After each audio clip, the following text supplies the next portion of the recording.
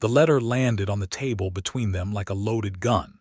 Letitia Hawthorne stared at Vernon Ellsworth across the cramped interior of Sheriff Pruitt's office, her chest heaving, her dark eyes blazing with something that was not quite fury and not quite grief but lived in the terrible country between the two. The paper was wrinkled, rain-stained, but the words were perfectly legible, and they had already broken something inside her that she had spent 3 years carefully assembling. "You signed it," she said. Her voice was quiet. That was the terrifying part. When Letitia Hawthorne went quiet, men in Caldwell, Kansas had learned to take 3 steps backward. Vernon Ellsworth did not take a step backward. He stood with his hat in his hands, his broad shoulders filling the doorframe, his jaw set in that infuriating way that made him look carved out of red rock rather than born of a woman. He looked at the letter. He looked at her. He did not flinch. "I signed it," he confirmed. "You promised me," she said, and now there it was, that hairline fracture in the quiet, the thing that made the word promise sound like a wound. "You stood in front of my father's grave. You stood in the rain, and you swore to me that you would never let Harlan Briggs put a single deed or document near my land. You swore it on whatever soul you claimed to have, Vernon Ellsworth. And then you walked into Briggs's office, and you signed your name to a surveying agreement that cuts my northern pasture clean in half." The silence that followed was so absolute that Letitia could hear the tick of the clock on the wall, and the distant sound of a horse complaining outside on the main street of Caldwell, and the shallow rhythm of her own breathing. Vernon set his hat on the edge of Sheriff Pruitt's desk. The sheriff himself had made himself scarce with impressive speed, the moment Letitia had walked through the door with that letter clutched in her fist. "Smart man, Pruitt." "I did sign the surveying agreement," Vernon said. "Now I need you to let me explain what it means." "I know what it means. It means Briggs gets a legal foothold on the northern boundary. It means his lawyers can argue disputed territory. It means every acre my father broke his back for and died trying to protect is one document away from being swallowed by a man who has never done an honest day's work in his life." "Or," Vernon said, with a steadiness that made her want to throw the clock at him, "it means exactly the opposite." That was the moment she had not expected, and Letitia Hawthorne, who prided herself on expecting everything, felt the ground shift under her boots. She did not understand yet, but she would. And by the time she understood, everything would be different, and she would have to reckon with the most dangerous discovery she had ever made in her 27 years on this earth, which was that there existed, somewhere in the world, a man whose word was iron. She had not believed that was possible, not after the things she had seen. It had started, as most disasters do, with a death and a drought and a man who smelled like whiskey and wore a silver watch that was not his. Letitia's father, Reginald Hawthorne, had died in October of 1878, which was a bad time to die in southern Kansas because the cattle market had just hit a rough patch and the harvest had been poor, and the men who circled struggling ranches like vultures had their feathers freshly preened and their appetites sharp. Reginald had been 53 years old and had built the Hawthorne spread from raw prairie grass over 20 years, cutting fence lines himself in the beginning when he could not afford hands, drilling his own well when the creek dried up, breeding his small herd with painful patience into something worth protecting. Letitia had grown up in the saddle. She had learned to read tracks before she could read letters. By the time she was 14, she could handle a rifle with accuracy that made the neighboring ranch hands uncomfortable. And by 17, she had taught herself surveying from 2 books her mother had ordered from a printer in St. Louis. Because her mother, God rest her, had understood that land without a woman who could read its boundaries was land waiting to be stolen. Her mother had died when Letitia was 19. Her father had lasted another 9 years. And then it was just Letitia and the ranch and 4 loyal hands and a piece of paper that said she owned every inch of it. The paper should have been enough. It was not enough. Harlan Briggs had arrived in Caldwell in the spring of 1879, 6 months after Reginald's death, when the ground was barely thawed and Letitia was still sleeping 4 hours a night and running on coffee and stubbornness. Briggs was a land speculator, which was a polite way of saying he made his money by finding the moment when a person was most vulnerable and offering them a price so low it was an insult wrapped in desperation. He wore Eastern clothes and spoke with a Missouri accent and had soft hands that had never met a fence post. He had offered Letitia a figure for the Hawthorne land that was so far below its value that she had actually laughed. It had surprised him, that laugh. He had expected tears or timid negotiation or the quiet despair of a woman alone. He had not expected Letitia to quote him comparable land sales from the last 3 years with specific dates and figures, to cite the Homestead Act's provisions on contested claims, and to tell him in clear and measured language that if he set foot on her property without an invitation, she would have him arrested for trespassing, and then she would make it her personal mission to ensure every rancher between Caldwell and the Colorado border knew exactly what kind of business he ran. Briggs had smiled. It was a patient smile, the kind that said he had heard this before and that the outcome was always the same in the end. He was right that he had heard it before. He was wrong about the outcome. Over the following year, he had tried 4 different approaches. He had disputed her northern boundary, claiming that an old survey error placed 1,200 acres in question. He had sent a lawyer to the county seat to file a competing deed, which had been rejected because Letitia had filed her own certified survey, conducted personally, 6 weeks earlier when she had first heard rumors of his intentions. He had attempted to buy out 2 of her hands, offering them better wages to quit, and both men had come to Letitia directly and told her, and she had raised their wages and said nothing else about it. He had tried to get her water rights questioned. She had beaten him on every front, but it was expensive to fight, legally and financially, and the ranch's reserves were thinning, and Briggs had more lawyers than she had months left in her operating budget. That was when Vernon Ellsworth had ridden into Caldwell. She had noticed him the way you notice a storm on the horizon, not with alarm exactly, but with the instinctive calculation of a person who has learned to read weather. He was tall, somewhere past 6 feet, with the kind of build that comes not from idle muscle but from years of actual physical labor. His hands were rough. His face was weathered in that specific way that belongs to men who have spent most of their lives outdoors, lines around the eyes from squinting into sun, a jaw that looked like it had met a fist or 2 and come out ahead. He had ridden in on a gray roan horse and checked into the Caldwell Hotel, and sat in the corner of the Drover's Rest Saloon for 2 evenings in a row, drinking a single whiskey slowly and watching everything. She had heard things about him before he ever spoke to her. The way you hear things in a town like Caldwell, which was less a city than a nervous system, every piece of information traveling through it by way of the barber and the general store and the 2 women who ran the laundry on Commerce Street. His name was Vernon Ellsworth. He was from Texas originally, from a ranching family in the hill country west of San Antonio. He had spent several years as a scout for the U.S. Army, which had taken him across Indian Territory and into the Panhandle and points farther west, and had left him with a reputation for being extraordinarily good at finding things, including the truth, and for an almost stubborn refusal to say anything that was not accurate. People called him honest the way they called a cliff face sheer, not as a compliment exactly, more as a statement of topography. He had also, according to rumor, a particular history with land disputes. He had worked as an independent surveyor on several contested claims in the Texas Panhandle, and his surveys had held up against legal challenge in every case because his methodology was meticulous and his documentation was complete. He was not a lawyer, but he understood land law well enough to work alongside lawyers, and there were men in 3 states who had kept their property because of him. There were also men who had lost their property because of him. The difference was that the men who lost it had been trying to steal it from someone else.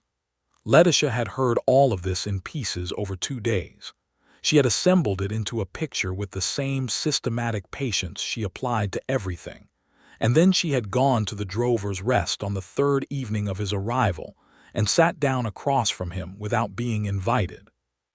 He had looked at her with those gray eyes that seemed to process everything they saw at a level somewhat below conscious thought, and he had said, "Miss Hawthorne," she had said, "you know who I am."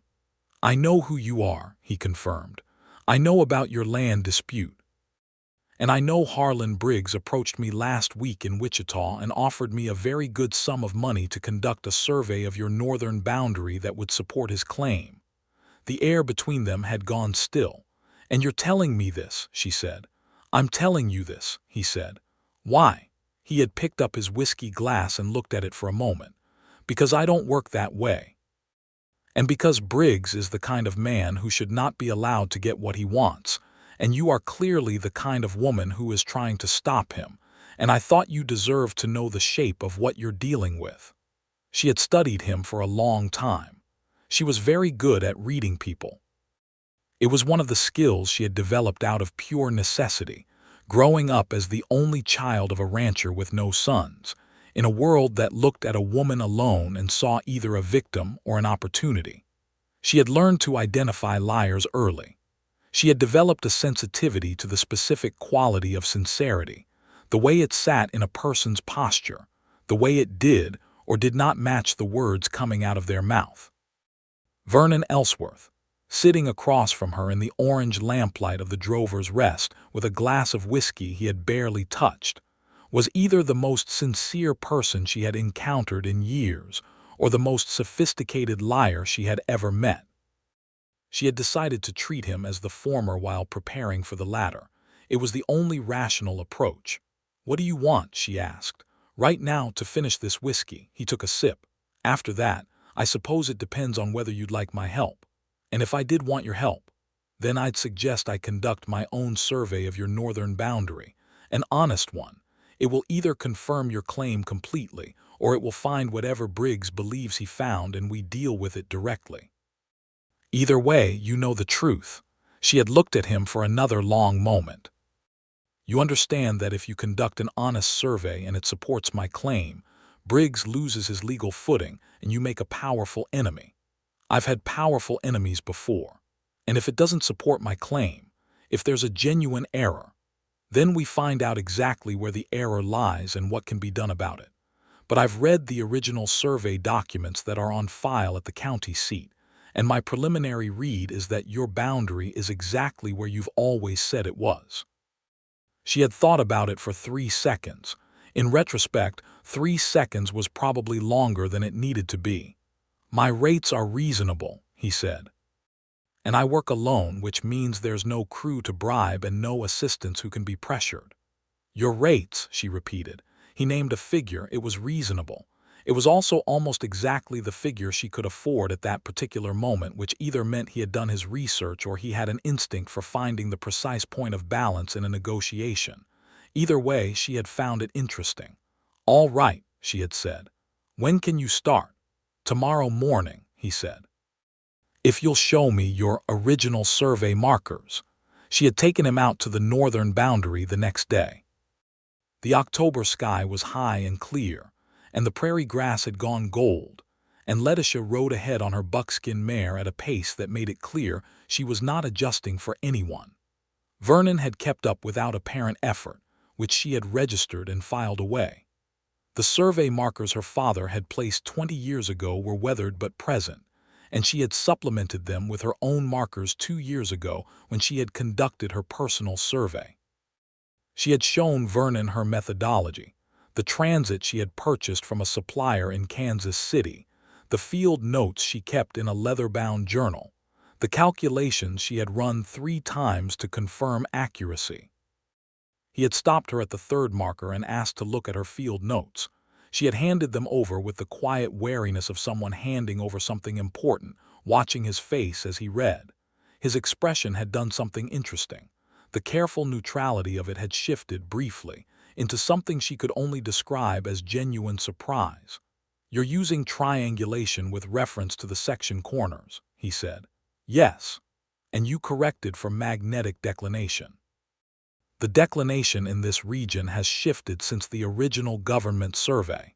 If you don't correct for it, your bearings are off by almost 3 degrees. He had looked at her over the top of the field journal. It was a specific kind of look, not condescending, not patronizing. It was the look of a person recalibrating, of someone who had walked into a room expecting one thing and found something else entirely, something that demanded a different kind of attention. "Where did you learn this?" he asked. "Books," she said. "Practice. And the understanding that if I did not learn it myself, I would be dependent on men who might be bought." He had handed the journal back to her carefully, as though it were something valuable. "Your survey is correct," he said.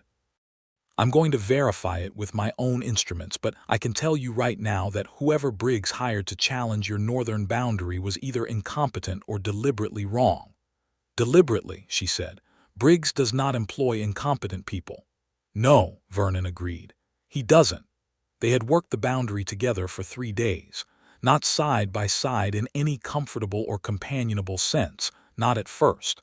Letitia was not built for comfortable companionship with strangers. She had learned too thoroughly that trust was a resource to be managed carefully, extended in increments proportional to the evidence available. She had been burned before, not romantically but in the practical sense, by men who had smiled and agreed and then moved in a different direction the moment her back was turned. But Vernon Ellsworth, over those 3 days, had behaved with a consistency that was almost disarming. He did what he said he would do. He recorded what he found, not what anyone needed him to find. When his readings matched hers perfectly, which they did in every case, he showed her the confirmation without ceremony, just the facts, set out plainly, the way you lay a good foundation. And when she corrected a small calculation error on the second day, not a significant one, a minor rounding difference in one of her distance computations, he had looked at the correction and said, "You're right," and changed his record to match, and that had been the end of it. No argument, no wounded pride, no qualification, just the acknowledgement of accuracy. She had found it startlingly rare. By the 3rd day she was riding back from the boundary at dusk, and he was riding beside her, and the silence between them had changed quality. It was no longer the silence of 2 strangers maintaining professional distance. It had become something more like the silence of 2 people who are comfortable in the same space, which Letitia had not experienced with a man she had known for fewer than 2 weeks, possibly ever. He had asked, that evening, if he could look at the deed documents her father had filed. He wanted to compare the legal description of the boundary with what they had found on the ground. She had invited him to the ranch house for the purpose, which was not something she did casually or lightly. The ranch house was a solid structure, 2 stories, built of limestone because her father had trusted stone more than timber in tornado country. The interior was functional and clean and reflected Letitia's priorities, which were books and maps, and the tools of surveying, and a kitchen that worked well and a fireplace that drew cleanly. There were no decorative flourishes. There were excellent curtains, because she had learned that excellent curtains made a substantial difference in a cold winter. Vernon had looked at the house with that same recalibrating expression he had used on her field notes, and said nothing, and come inside when she opened the door. They had spread the deed documents on the kitchen table under the lamplight, and he had gone through them with the methodical care of a man who read documents the way other men read terrain. He had cross-referenced the legal description against his survey notes. He had found, as she had suspected he would find, that every dimension was exactly as claimed. He had also found something she had not noticed.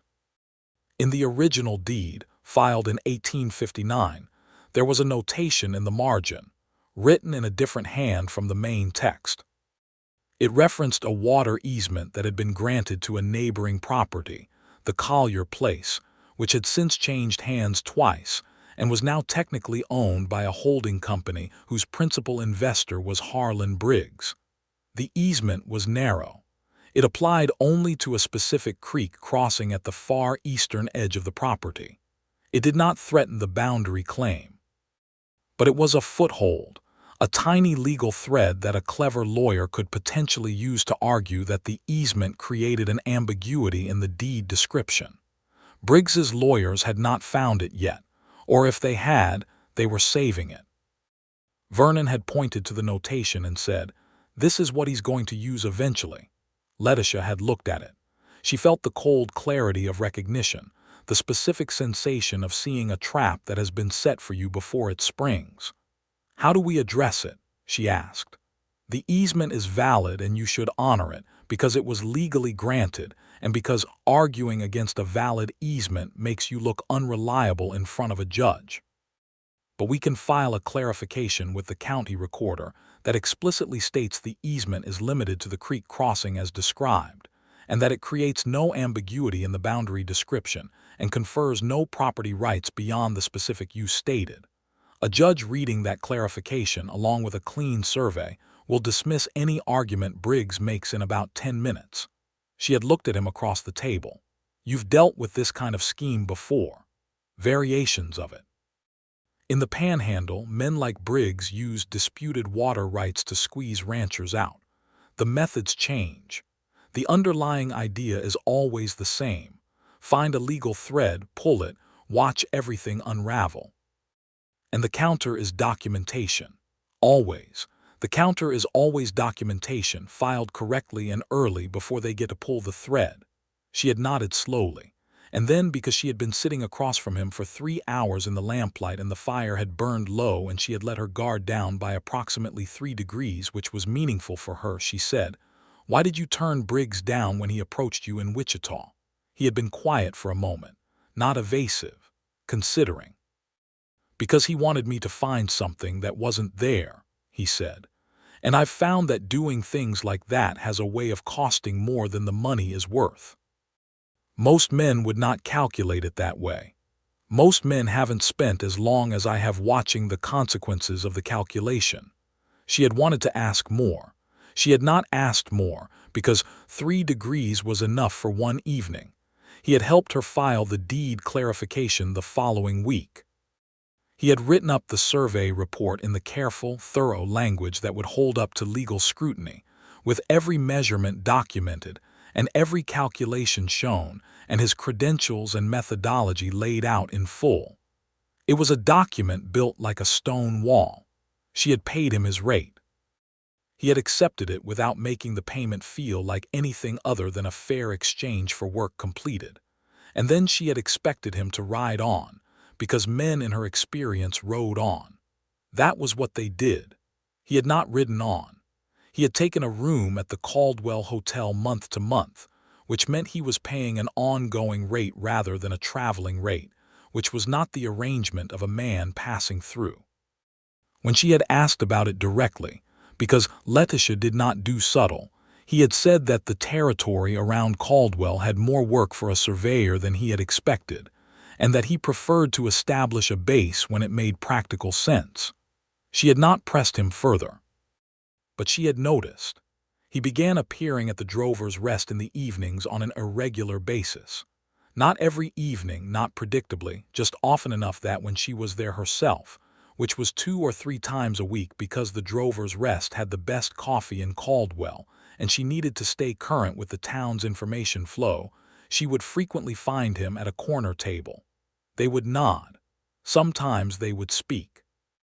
The conversations began as practical exchanges about the deed clarification or county news, and then slowly, over weeks, became something different. He was a reader. That surprised her. He carried books in his saddlebag, which said something about his priorities given that saddlebag space was limited, and every pound of weight mattered on a working horse.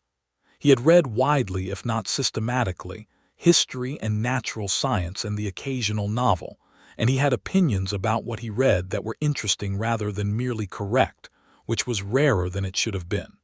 He was also a good listener. That surprised her more than the reading. In her experience, men who were confident in their own abilities tended to listen the way you wait for a door to open, tolerating the interval before they could speak again. Vernon listened as though he was genuinely receiving information, processing it, integrating it into his understanding of things. He changed his position when someone made a good argument. She had seen him do it twice in conversations at the Drover's Rest before he had ever done it in a conversation with her. The moment she noticed that, she recognized that she was in a different kind of trouble than she had faced before. She had been attracted to men before. It was not a foreign experience. But she had always been able to maintain a clear line between attraction and the kind of deeper regard that actually threatened her equilibrium. The former was manageable. The latter was not.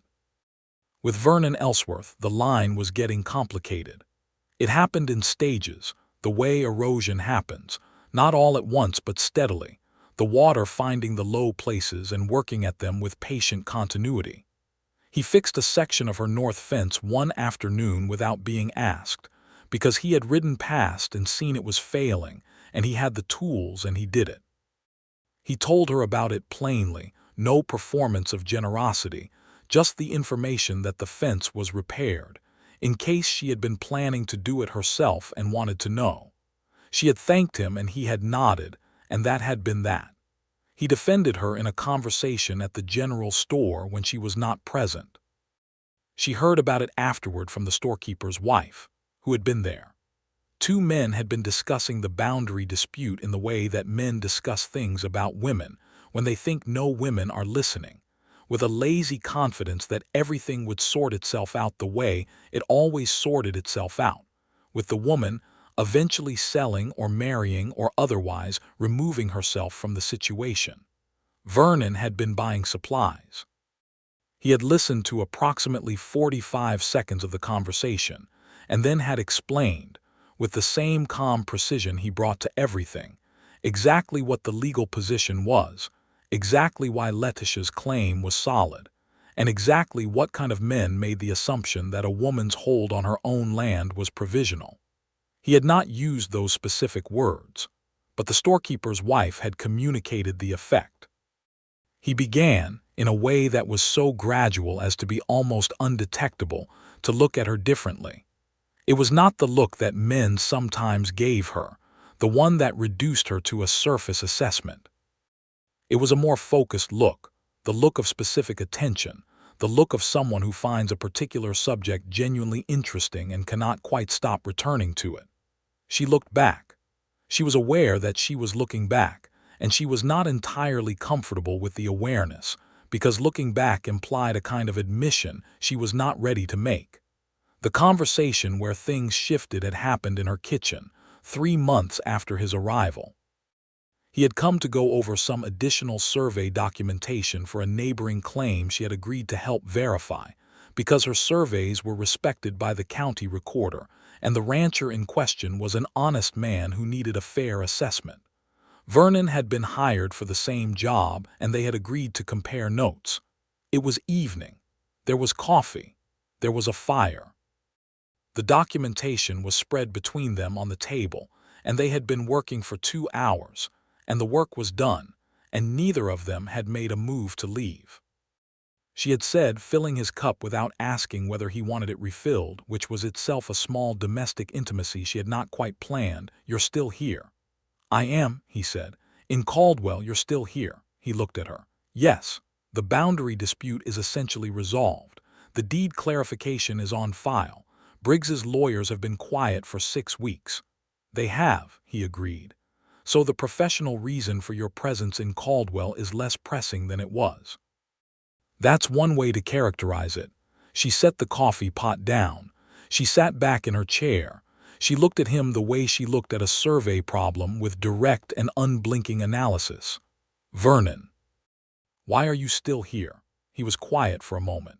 He was doing what he always did when he was deciding how to say something true, letting the silence sit until he found the accurate words. "Because I find this particular piece of country interesting," he said, "and because I find you particularly interesting, and because I am not in the habit of leaving things that interest me before I understand them." The honesty of it landed in her chest like a struck bell. She said, "I am not a survey problem." "No," he said, "you're considerably more complicated." She should have said something practical. She had a very good selection of practical things to say prepared, because she had known, at some level below fully conscious thought, that this conversation was coming, and Letitia Hawthorne prepared for conversations the way she prepared for everything else. But the prepared things all seemed inadequate to the actual moment, which was the problem with preparation.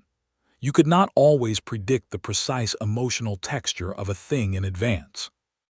What she said was, "I have been disappointed by men consistently enough that I have essentially stopped expecting otherwise." "I know," he said. "I've been paying attention." "That," she said, "is either reassuring or alarming. Probably both." He picked up his coffee cup. "I'm not going to promise you anything I can't keep. I've seen what broken promises do, and I have no interest in being the author of that kind of damage, but I am going to tell you honestly that I would like to know you better than I do, and I'm willing to be patient about it." She had looked at him for a long time. "Patient," she repeated. "Patient," he confirmed. "I'm very good at patience." She had believed him. That was the problem. She had looked at him in the firelight of her own kitchen, and she had believed him, not because she was naive and not because she had forgotten the evidence of her experience, but because she had applied her actual intelligence to the actual data of his behavior over 3 months, and the data said that his word was reliable. She had found it terrifying. Winter came to southern Kansas the way it always did, without sentimentality. The wind came down from the north with serious intent, and the temperature dropped, and the cattle needed tending, and the fences needed checking, and there was always more work than daylight to do it in. Letitia managed the ranch through winter the same way she managed it through every other season, with attention and competence and the willingness to be up before sunrise every day without exception. Vernon helped when help was needed and did not intrude when it was not.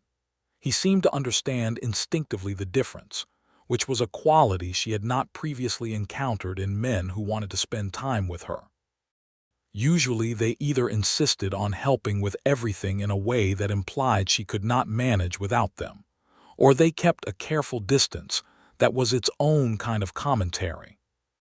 Vernon would appear when a fence came down in a storm, and 2 pairs of hands were actually useful, and be absent when she was doing the work that was hers and required no assistance. She found herself trusting him more than she had planned to. And then, in February of 1880, he had made the discovery that changed everything. He had been doing survey work on a parcel north of the Hawthorne land when he had come across something that should not have been there. A set of survey stakes that did not match any filed survey he could find in the county records. Stakes driven recently, within the past 6 months based on the weathering of the wood. Stakes that, if taken as a boundary marker, placed a strip of Hawthorne land 300 yards wide and nearly a mile long outside the claimed boundary and into what would then be considered unclaimed territory, which meant it could be filed upon by anyone, including Harlan Briggs. Vernon had come to her directly and told her what he had found. He had the locations recorded in his field notes with precise measurements, and he had a theory about how the stakes had gotten there and who had put them there, and the theory was damning. Briggs had not given up. He had simply changed tactics.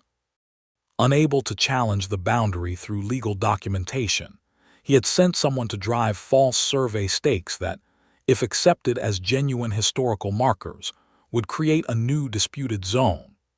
The scheme depended on the stakes being discovered and presented as evidence before anyone checked the actual county records, creating confusion and delay, and the appearance of a genuine boundary question that could tie up the property in court for years. Letitia had listened to all of this with her hands flat on the table and her face very still. "He's getting more aggressive," she said. "He is," Vernon said. "And this is the kind of evidence that, if we handle it correctly, does not just defeat his current scheme. It demonstrates a pattern of deliberate manipulation. That is a different legal situation than a simple boundary dispute." She had looked at him. "You're saying we could take this to a judge and end the whole thing?" "I'm saying we could." With the right documentation and the right legal argument, we could potentially have Briggs's claims against your property dismissed with prejudice, which means he cannot refile.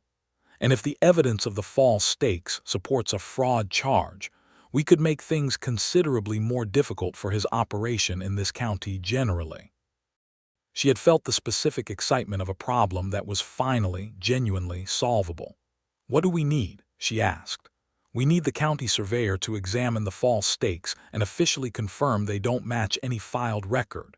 We need a written deposition from anyone who can speak to when those stakes appeared. And we need a lawyer in Wichita who is good enough to take what we have and turn it into something a judge will act on." "I know a lawyer in Wichita," she said. "He handled my father's estate. He's honest and he's thorough and he doesn't like Briggs." "Then we have everything we need," Vernon said. It had taken 6 weeks to assemble the case. 6 weeks of depositions and documentation, and 2 trips to Wichita, and a formal examination by the county surveyor that confirmed Vernon's findings completely. The county surveyor, a methodical man named Garrett who had been doing the job for 11 years, had looked at the false stakes and looked at Vernon's survey notes and said, with the understated outrage of a professional whose craft had been violated, that what had been done here was a deliberate fraud on the public record, and he would say so in writing. He did say so in writing, in considerable detail. The Wichita lawyer, a compact and intense man named Alderman, had taken the assembled evidence and built an argument that Letitia found deeply satisfying in its precision, the way a clean piece of carpentry is satisfying. Every element in its proper place, every joint tight, nothing extraneous, nothing missing. The hearing was in March. It was not a dramatic courtroom trial. It was a quiet proceeding before a federal land commissioner in a small office in Wichita, attended by Letitia and Vernon and Alderman, and 2 of Briggs's lawyers and the county surveyor, and a handful of witnesses. Briggs himself was not there. He sent his lawyers and stayed in Kansas City, which told Letitia something about how he read the situation. The land commissioner had read the documentation. He had asked questions. He had listened to the county surveyor's testimony and to Vernon's testimony, which was given with the same calm precision Vernon applied to everything, every measurement supported by recorded data, every observation documented and verifiable. He had listened to Briggs's lawyers attempt to argue that the false stakes were a surveying error rather than fraud, which was an argument that required ignoring the forensic evidence of when the stakes had been driven. The commissioner had not ignored the evidence.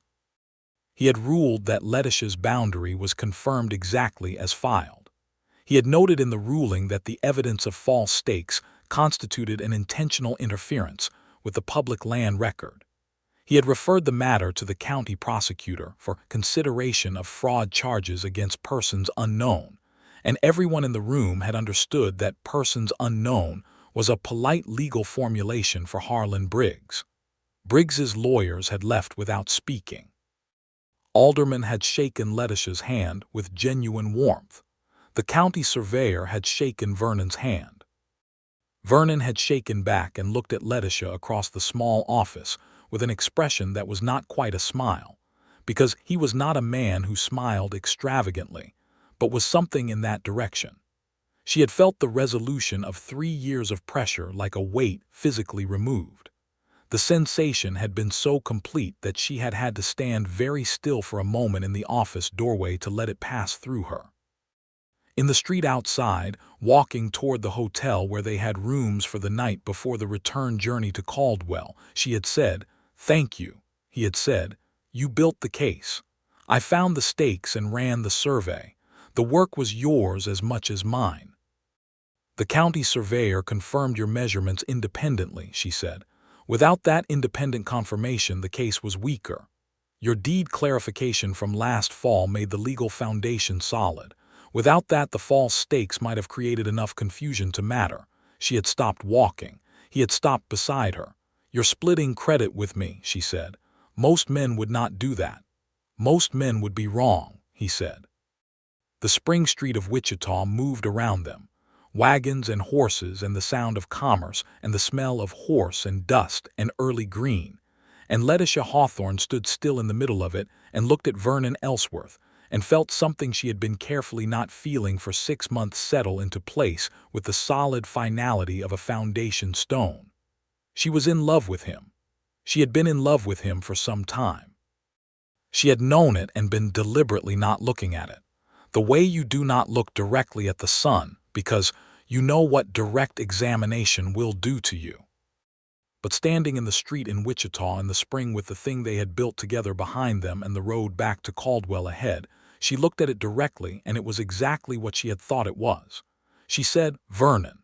He said, "Yes," she said. "I need to tell you something, and I want to tell it to you directly because I don't know how to do things any other way."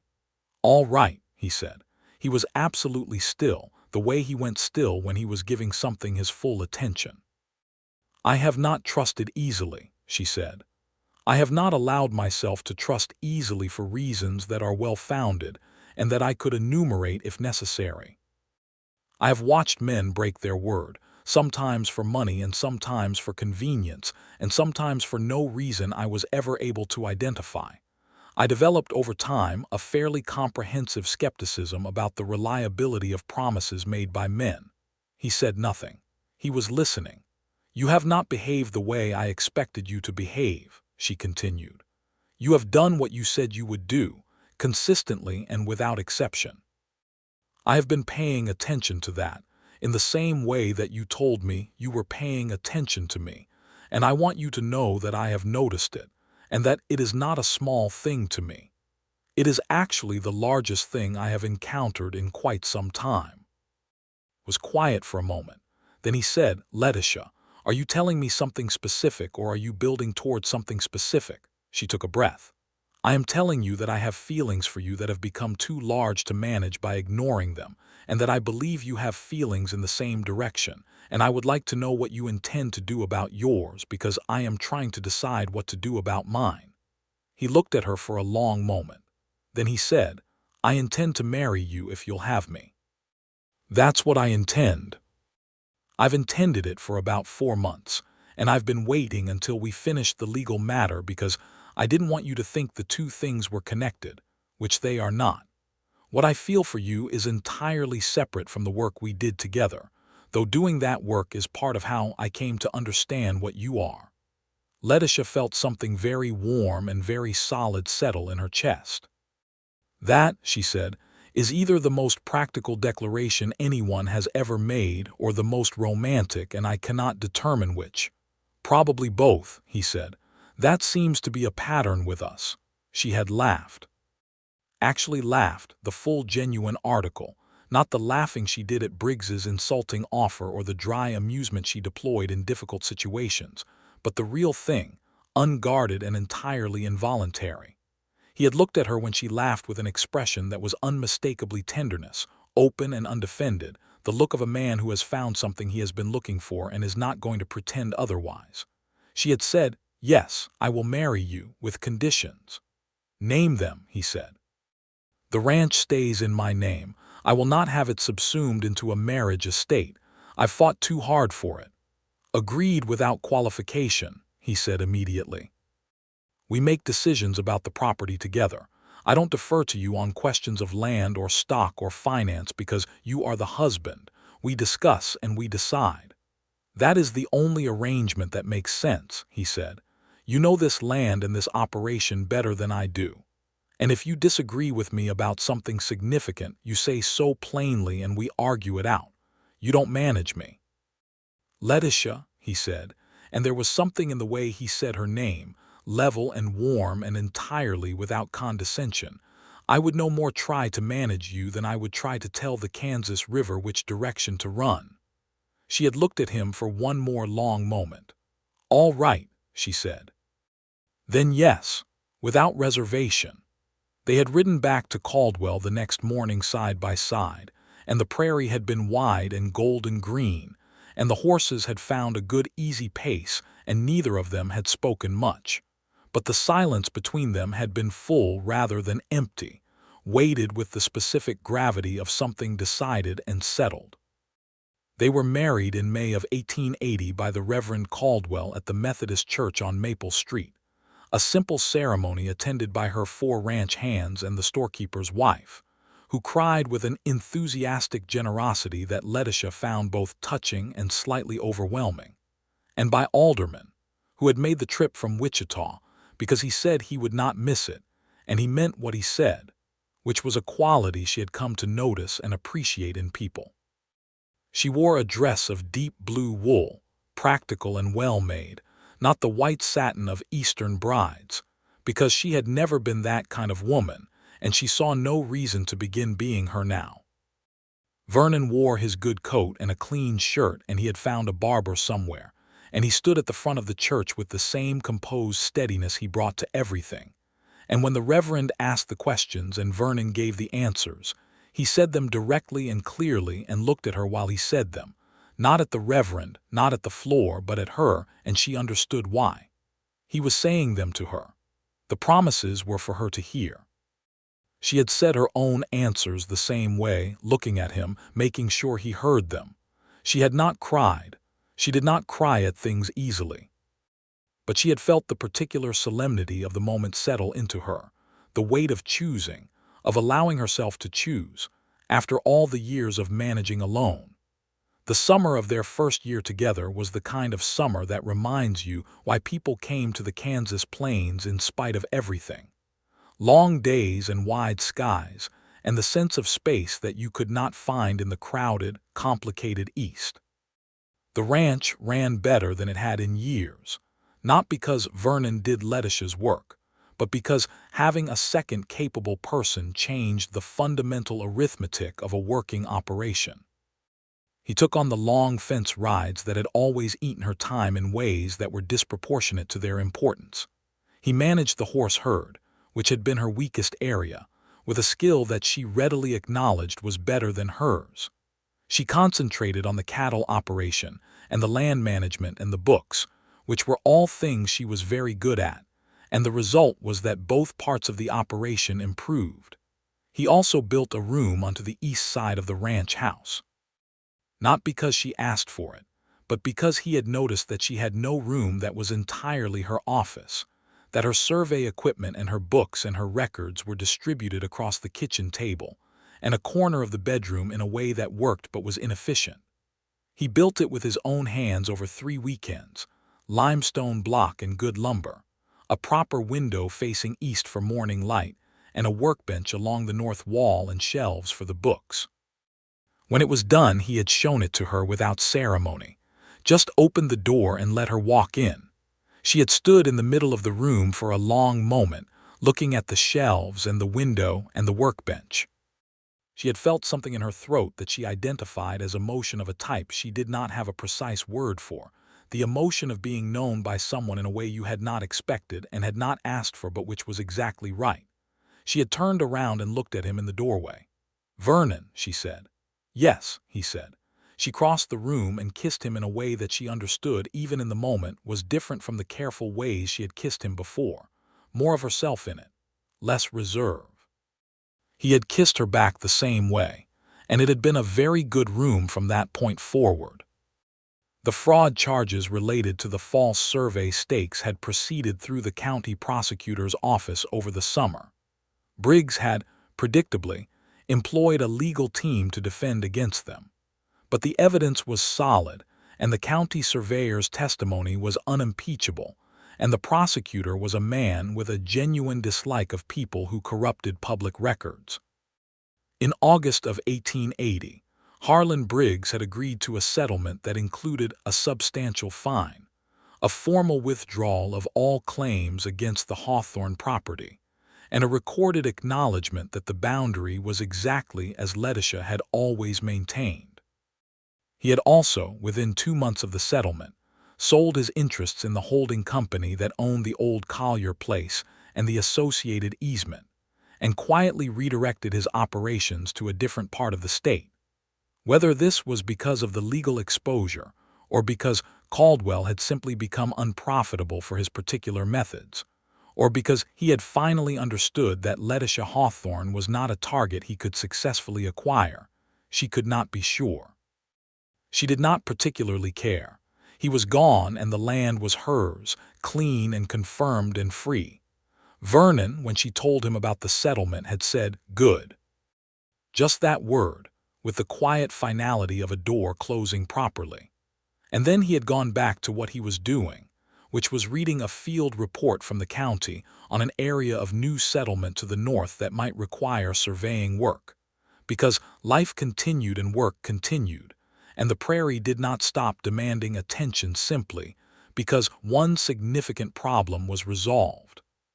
She had loved him for that, for the unremarkable way he returned to the next thing, without drama or self-congratulation. It matched her own temperament in a way that still surprised her sometimes, the coincidence of finding a person whose fundamental rhythms were compatible with your own. In the fall of 1880, she discovered she was pregnant. She told him on a Tuesday evening, which was an ordinary Tuesday with nothing significant about it except that she had confirmed that morning what she had suspected for 3 weeks. He was at the kitchen table with his survey notes when she came in from outside and said, "I need to tell you something." He looked up immediately. She had his full attention in the way she always had his full attention, which she had never stopped finding remarkable. She said, "We're going to have a child, sometime around April, I think." He was very still for a moment. She watched his face. The stillness broke into something wide and unguarded and deeply warm, the kind of expression she had come to treasure because he did not distribute it widely. It was not a performance. It was the actual thing. He stood up from the table and crossed the kitchen and took her face in both hands and kissed her forehead and then her mouth and then her forehead again, and she felt the warmth of his hands on her face and the solid reality of his presence, and she understood that this was what she had spent years not knowing she was missing. "April," he said. "Approximately," she said. "I'm reasonably sure." "Are you all right?" he asked. Not am I to be a father, not what will we do, but the first question being about her. The first question being about how she was. "I'm very well," she said, which was true. She felt, in fact, extraordinary. "And I intend to continue working normally for as long as that's reasonable." "Of course you do," he said, without a trace of argument, and she had smiled against his shoulder. The winter was gentler than the previous one. Or perhaps it only felt that way because there was more warmth in the house. Vernon was attentive without being smothering, which required a specific calibration that she appreciated. He took on more of the outdoor work as her pregnancy advanced without making a production of the accommodation, simply reorganizing what needed reorganizing with his usual practical efficiency. She continued her survey work through January, operating in the eastern office he had built, which had become the heart of the house as far as she was concerned. She organized everything: the boundary records and the deed files and the county correspondence and the geological notes she had been keeping since her mother's time, the careful record of water sources and soil types that was the kind of knowledge that would matter for as long as people tried to live and grow things on this particular piece of the earth. She was in that room on a February afternoon when Vernon came in from outside with snow on his coat and the cold still on his face and said, "Mail came." He handed her a letter. She looked at the return address and felt a small, complicated pull of feeling. It was from Alderman, the Wichita lawyer. She opened it. The letter was brief. It conveyed congratulations on the resolution of the Briggs matter, which had apparently been discussed in legal circles in Wichita with some interest, as an example of how thorough documentation could defeat a well-funded bad actor. And it conveyed a question, or rather an inquiry, asking whether either Letitia or Vernon would be interested in serving as consulting witnesses in a similar case in another county, where a widow was fighting a comparable land fraud situation. She looked up from the letter and found Vernon leaning in the doorway, watching her read. "Alderman wants to know if we'd help with another case," she said. "Similar situation to ours. A widow fighting a fraudulent boundary claim." He said, "What do you think?" She thought about it. She thought about the widow, whoever she was, alone on her land with the document problems and the legal pressure and the specific grinding exhaustion of fighting a well-resourced opponent on your own. She thought about what it would have meant to her to have someone in her corner who knew what they were doing and was not buyable. "I think yes," she said. "I agree," he said. She wrote back to Alderman that afternoon with a confirmation and a list of questions about the specifics of the case, and set the letter on the table to go with the next mail. The baby arrived in late March, slightly ahead of her April estimate.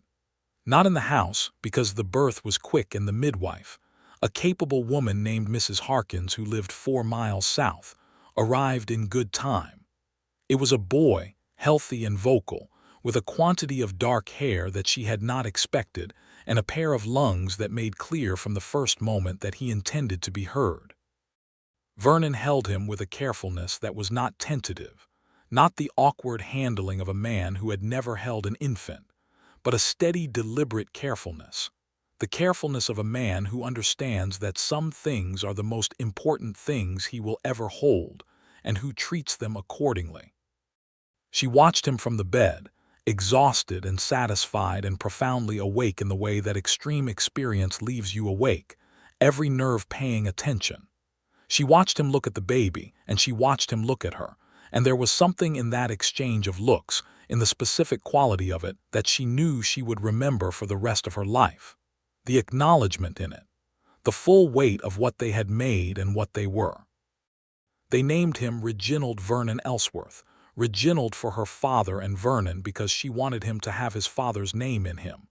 Vernon had said, when she told him what she wanted to name the baby, "You want to use my name?" "Yes," she said. "Is that strange?" "It's not strange," he said. "It means something to me." "Good," she said. "It means something to me too." Reginald was a determined child, which surprised no one who knew his parents. He was walking at 10 months and asking questions with fierce persistence before he could fully pronounce all the words he needed for the questions. He had his mother's dark eyes and his father's way of going still when something interested him, which was a combination that the ranch hands found alternately charming and unnerving. The spring and summer of 1881 were full in the way that years with small children and working ranches and consulting cases are full, which is to say almost overwhelmingly. The consulting work with aldermen had become a regular arrangement, not a full-time occupation but a meaningful supplement to the ranch income, and for Letitia, a meaningful use of the expertise she had built over years of necessity. She had developed a reputation in county legal circles for survey work of exceptional quality, and 2 county recorders had contacted her directly about verifying contested surveys. She was becoming, without having planned for it, the kind of authority on land boundaries that her own land had needed and not had available to it. There was a specific satisfaction in that, in the way that turning a personal difficulty into a larger utility can feel like a proper resolution of something that had been unjust. Vernon had taken on regular survey work of his own across the county, and they had hired a 5th ranch hand to cover the labor that both their additional activities removed from the ranch calendar. The new hand was a young man named Thomas, 20 years old, from a German immigrant family north of Wichita, who was earnest and hardworking, and had the good sense to learn from Letitia's senior hand without needing to be told twice about anything. Life on the Hawthorne Ranch in those years had a quality that Letitia recognized as the thing people mean when they describe something working. Not perfect, not frictionless, not without the ordinary accumulation of hard days and disagreements, and the specific strains of 2 strong-willed people sharing a life and a business, but fundamentally sound. The way a properly built structure is sound, able to bear weight, to flex slightly under pressure, to continue standing through conditions that would destroy something less well-made. She and Vernon disagreed, sometimes sharply, about the best approach to the North herds management one autumn when the grass was thin, about a hiring decision for a surveying job where she wanted to use a particular assistant, and he had reservations about the assistant's precision, about whether to sell a section of the far eastern land when an opportunity arose, and the price was good.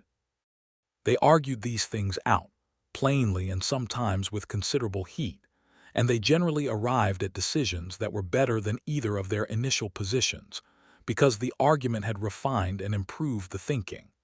They also, in the specific small hours of some mornings before the day's demands began, talked about things that had nothing to do with ranching or surveying or legal cases. He told her about the years he had spent as an Army scout, which had not been without cost. He had been in places and done things during those years that sat uncomfortably in him, not atrocities, but the ordinary grinding moral weight of serving an institution that was doing things he did not always believe were right, particularly regarding the treatment of the peoples whose land the settlement of the West was, as he understood it, systematically consuming. She had listened to this. She had not dismissed it or offered him easy comfort because it did not deserve easy comfort and he did not want it. She had said, "What do you do with it?" He had said, "I try to do something different now, something that goes the other direction." The consulting work she understood. The not being bought, the surveys that confirmed honest claims, the willingness to show up as a witness for people who had less power than the people opposing them. It was not absolution and he did not pretend it was, but it was a direction of travel and it was consistent, and she respected it deeply. By 1882, the ranch had recovered completely from the lean years of Letitia's dispute with Briggs and was turning a genuine surplus. She had invested some of the surplus in improving the water management on the property, a project she had been planning for years, channeling runoff from the north pasture into a retention pond that could be used in dry summers when the creek dropped. Vernon had helped engineer the channeling, which required the kind of terrain reading that his scout experience had given him, and the project had worked better than she had projected, which had pleased her on behalf of the land itself, which deserved it. Reginald, at 2 years old, had developed a particular interest in horses. He would stand at the paddock fence for long stretches and watch them with the same focused attention his father brought to surveys, and had already begun the process of developing a working relationship with the smallest of the ranch horses, a dun pony who had been purchased originally as a reliable child's mount, but who seemed to regard children with a certain skepticism that Reginald was methodically overcoming. She watched them sometimes, Vernon and Reginald, out in the paddock in the early morning. Vernon would put Reginald up on the pony and walk alongside, not holding the pony's lead unless necessary, letting the boy find his seat, and occasionally offering a word of instruction that was brief and specific, not the torrent of anxious guidance that might confuse a child, but the single correct piece of information at the moment it was needed. The same way he had told her, once in the field, exactly where the error in the boundary stakes was without surrounding it in qualifications. She found the symmetry of it moving in a way she had not anticipated. In the spring of 1883, she was pregnant again. She told him in the same way she had told him the first time, plainly and in the ordinary course of an ordinary evening. He responded in the same way, with the same warmth and the same first question being about how she was, and she appreciated both the consistency of it and the fact that 3 years of marriage had not flattened the genuine feeling behind it into habit. "Another one," he said. "Another one," she confirmed. "Good," he said. The second child arrived in November. A girl this time, smaller than Reginald had been and quieter in those first hours, with Vernon's gray eyes looking up at the world with an expression of solemn consideration. They named her Margaret Estelle, Margaret for Vernon's mother, who had died young, and Estelle for no one but the sound of it, which Letitia had always liked. Reginald, at 2.5, regarded his sister with initial suspicion that gave way over the following weeks to a proprietary interest that was both very childlike and very recognizable in its Hawthorne quality, the sense of something being his to protect. The ranch at Christmas of 1883 was full in ways that an empty house can never be, full of the specific noise and movement and mess of 2 small children, and the work of 2 adults who had made something real together. Not just the children, but the land and the legal record and the consulting practice, and the reputation that had been built over 5 years of doing things the honest way. Letitia sat in her eastern office one evening in January of 1884 with the lamp burning low, and a survey report spread on the workbench, and the sounds of the house around her. Vernon putting the children to bed in the next room, the low sound of his voice reading to Reginald, Margaret already asleep, the ordinary sounds of the evening wind against the limestone walls. She was thinking, as she sometimes did, about the sequence of events that had led to this particular evening. About the letter her father had left her, and the fight to keep what he had built. About Briggs and the lawyers and the false stakes and the cold February mornings running survey lines in the frost. About a man who had sat in the corner of the Drover's Rest and drunk his whiskey slowly and watched everything, and who had then done something she had not expected. He had told her the truth when he had no obligation to. She had been waiting her whole adult life for someone to show her that that was possible. Not the truth as men sometimes told it, qualified and partial and shaped to serve a purpose, but the plain truth told simply because it was the truth and because she deserved to have it. She had not known she was waiting for that specifically.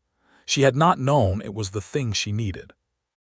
But when it had arrived, in the form of a weathered, quietly spoken man with survey equipment and an unconditional honesty about his own position, she had recognized it at the level where the most important recognitions happen, not in the mind, but somewhere older than the mind. He was the last man she had expected to keep his word. She had spent years understanding, with hard evidence, that men and their words were provisional things, subject to revision when the cost of keeping them exceeded the benefit. He was the first one who did keep it. Without hesitation and without exception, from the first morning he had laid out his instruments on the frozen Kansas ground to every morning after that, the word and the man remained the same thing. She heard the bedroom door open and his steps in the hallway, quiet because the children were sleeping. He came to the doorway of the eastern office, which still smelled of cut stone and good wood after all these years, and leaned in the frame the way he had always leaned in door frames, fully occupying the space without crowding it. "Both asleep," he said. "Reginald was worried about the pony," she said. "I told him the pony was fine. He accepted it." She smiled. He came into the room and looked at the survey report on the workbench and then at her, and pulled the second chair from the corner, and sat down beside her at the workbench with the easy companionship of someone who has been sitting beside the same person for years and finds it still the place where they most want to be. "What are you working on?" he asked. "The Morrison claim. There's a discrepancy in the southeast corner that I think is a transcription error in the original deed description. Someone copied the bearing wrong." He looked at the documents. He found the line she was working on and read it and said, "The bearing should be south 42 east, not 47. Someone transposed the numbers." "That's what I think," she said. "Easy to fix if we file an affidavit of correction with the county surveyor's office." "Yes, I'll draft it this week." They sat together for a while with the lamp between them and the report on the workbench and the house quiet around them. Outside, the January Kansas night was doing what it always did, being very large and very cold and entirely indifferent to human preference, which was one of the things she had always found oddly comforting about the prairie. It did not pretend. She said, "Vernon." "Yes, I want to tell you something." He looked at her. She had his full attention, which she always had, which she had never stopped finding in the full meaning of the word remarkable. "I was thinking earlier about when you came to Caldwell," she said, "about the evening at the Drover's Rest when you told me that Briggs had approached you." "I remember it clearly," he said. "I want you to know," she said, "that I understand in a way I may not have said clearly enough what that moment was, not just the information, the choice. You had no obligation to tell me. You could have simply declined Briggs's offer and ridden on to your next job, and I never would have known. But you chose to come and tell me the shape of what I was facing, and you told me the truth about your own involvement, and that choice is the reason I am sitting in this room in this house on this land with those children asleep in the next room." He was quiet for a moment. "You would have found another way," he said. "You were not going to lose that fight." "Maybe," she said, "but the way the way we found together was the right way, and it started with you." He looked at her with that expression, the one she had learned over 5 years and still had not entirely gotten accustomed to, the one that was entirely for her, that said she was seen and known, and that being seen and known was not a risk but a condition that he had chosen and continued to choose. He said, "It started with you. You built the foundation. I just helped read the ground." She turned on her chair and faced him directly and took his face in her hands the same way he had taken hers, years ago in the kitchen, the night they had confirmed what they were to each other. "You kept your word," she said. "Every time. I want you to know that I know that it is not lost on me."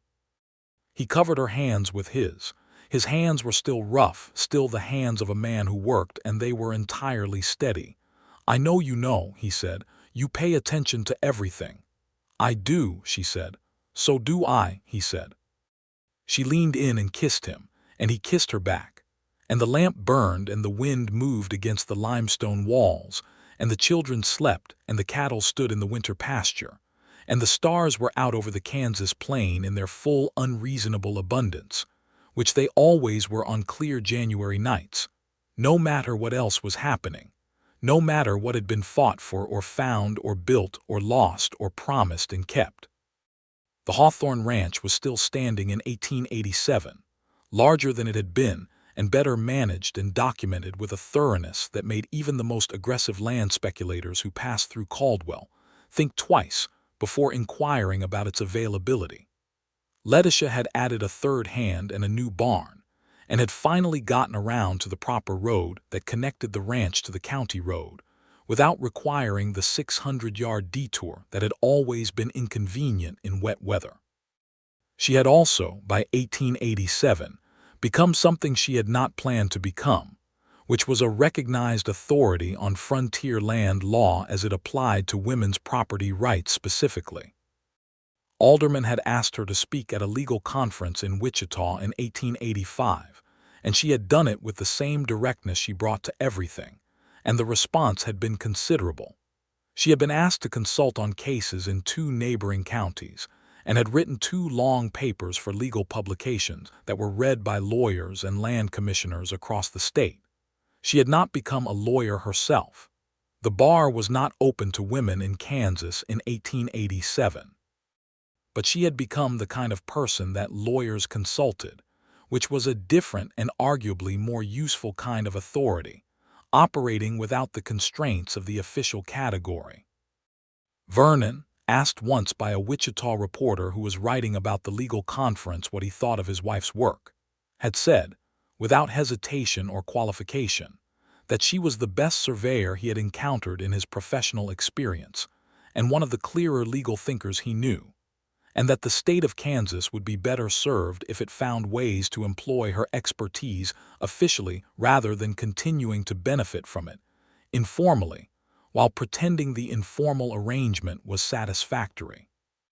The reporter had included the quote in the article. It had generated some correspondence. Reginald, at 6 years old, had discovered that the East Office contained both fascinating maps and his mother's collection of survey instruments, and had developed the habit of asking to look at the transit telescope, which he called the seeing tube, with a frequency that suggested a genuine rather than casual interest. Letitia had begun teaching him in the way she taught everything from first principles, explaining why before explaining how, and Reginald absorbed it with the same attentive steadiness his father brought to information that mattered. Margaret, at 3, was a different kind of child entirely. Where Reginald was methodical and patient, Margaret was fast and funny, and had already developed a comprehensive understanding of which adult in any given room was most likely to give her what she wanted and how to direct her campaign accordingly. She had her mother's dark eyes and her father's steadiness, and a quality of absolute determination that belonged entirely to herself. She called the East Office Mama's thinking room, which Letitia found both accurate and charming. The summer of 1887 was hot, and the cattle market was strong, and the ranch had its best financial year since Letitia had taken over management. She sat down in September with the account books and the ledger, and worked through the numbers with the same care she brought to survey calculations. And when she was done, she knew exactly where they were, which was solidly ahead, solidly free, solidly theirs. She had thought, sitting with the ledger that September evening, about all the things her father had wanted for this land and had not quite lived to see. He had wanted it to survive. He had wanted it to be Letitia's, fully and securely, not at the mercy of the legal ambiguities and the bad actors who had circled it like weather. He had wanted her to be all right.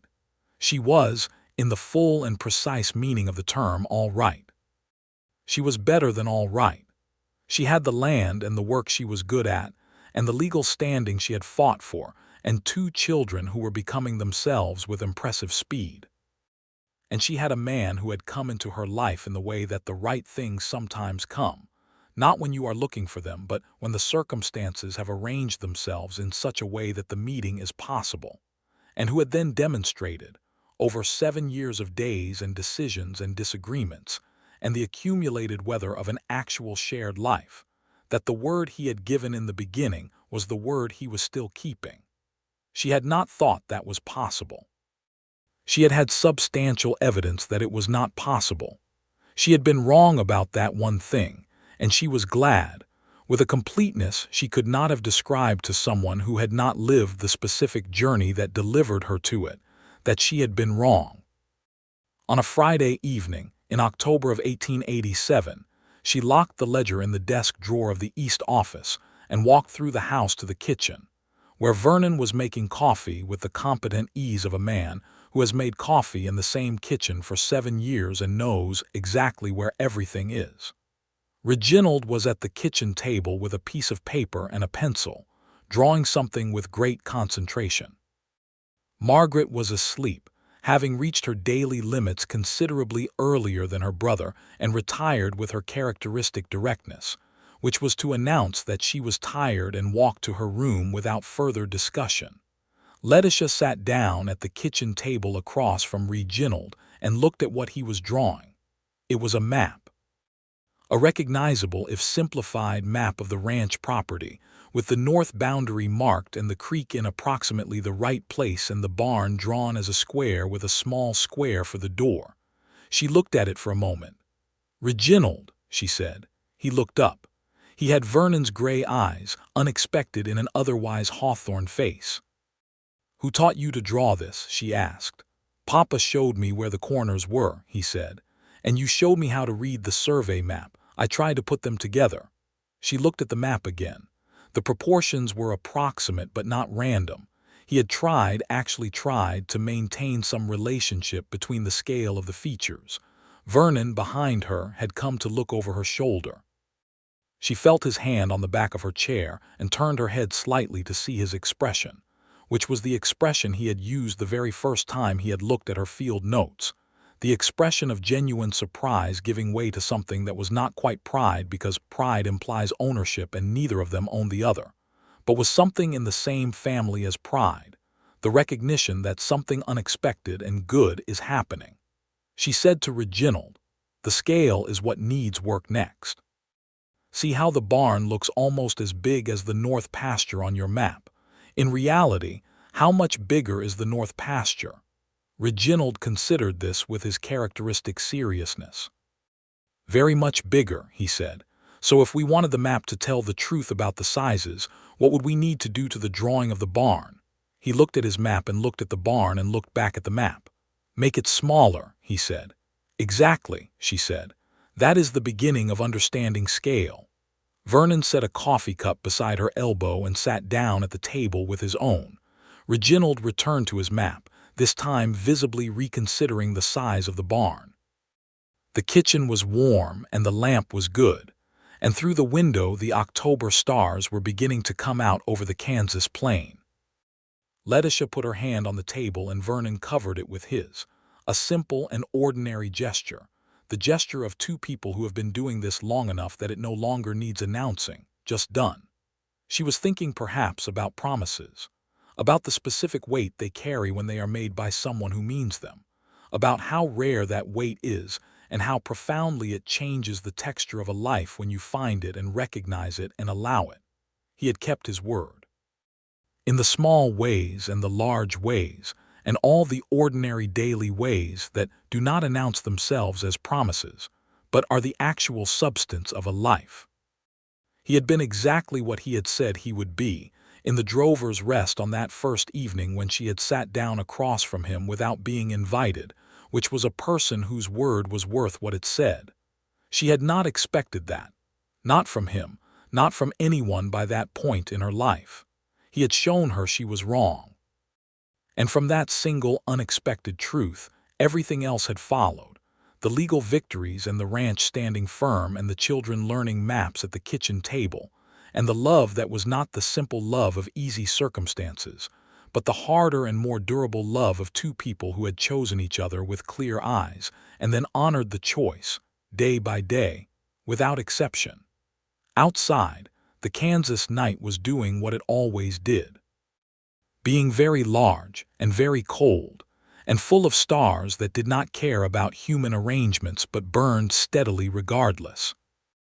Inside, the lamp was warm and the coffee was hot and her son was drawing maps and her husband's hand was over hers, and the land was hers, confirmed and documented and protected, stretching out in the darkness to all four corners of what had been fought for and won, and built into something that would last. She was, in all the ways that counted and in several that could not be counted, completely and entirely home.